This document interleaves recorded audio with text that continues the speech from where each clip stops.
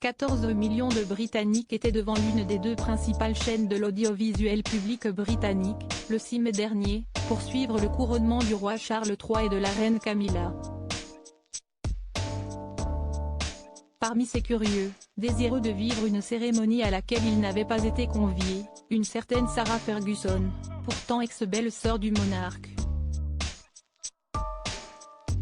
Alors que son ex-mari, le prince Andrew, ses filles, les princesses Eugénie d'York et Béatrice d'York, et ses gendres, étaient aux premières loges, ils étaient en effet aux côtés du prince Harry, relégué au 3e rang dans l'abbaye de Westminster depuis ses provocations multiples à l'encontre de la couronne britannique.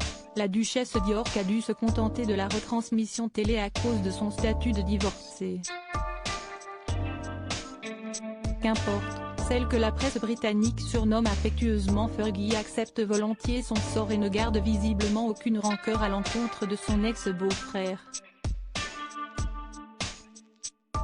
Le roi et la reine ont entamé leur règne de la plus merveilleuse des manières, s'est-elle ainsi enthousiasmée lorsque Gala lui a demandé, à l'occasion d'un entretien exclusif, ce qu'elle avait pensé du couronnement.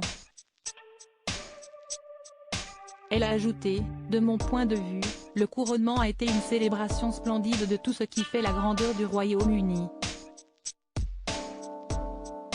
Sarah Ferguson, son évolution physique en 40 clichés. Sarah Ferguson honorée d'avoir assisté au concert du couronnement aussi protocolaire soit-il, le sacre aurait, selon elle, tout de même permis au roi de montrer son vrai visage. Il a dû être très difficile d'assumer la responsabilité de ce nouveau rôle alors que l'on pleurait encore la perte de la reine. C'est d'ailleurs ému Sarah Ferguson qui a hérité, avec son ex-mari, de la garde des célèbres corgis d'Elisabeth II.